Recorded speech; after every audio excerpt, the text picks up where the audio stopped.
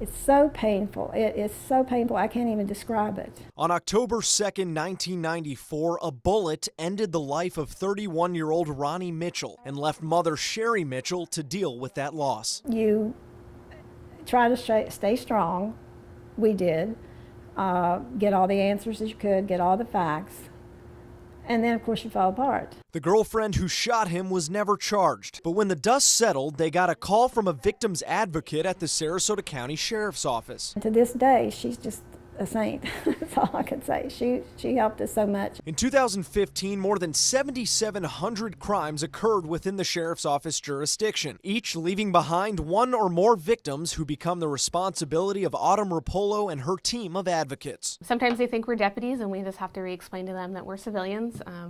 We don't have arresting powers and things like that, but we're here to just provide that support and be that extra piece for them. And most of the victims that we talk to, like I said, don't know that we exist. Behind thousands of crime scenes and court cases are these advocates, not just from the sheriff's office, but also the state attorneys, as well as several local nonprofits. Their job is different every day. Emotional support, legal guidance, whatever that person may need in their darkest hour. We'll stay with the victim until they no longer need us, whether that's a week, 2 weeks, a month, a year, depending on the situation. If they can't be on scene, they'll call victims directly. Sergeant Gerardo Carrillo wishes they could be at every crime scene, helping deputies conduct interviews in the most precious moments of an investigation. So you're trying to balance their, memory recall and their emotional state at the same time.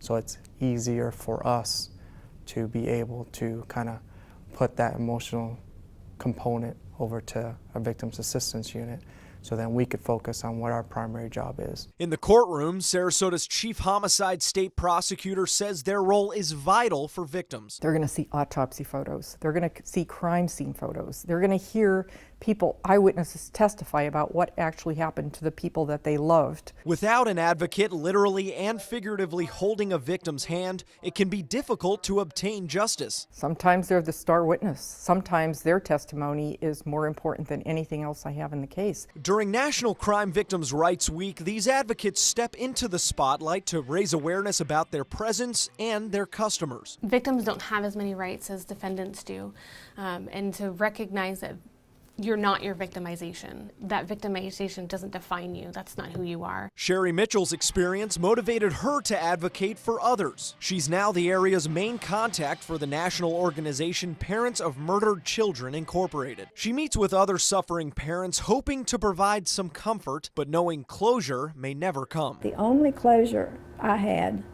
was when the closure of the coffin lid.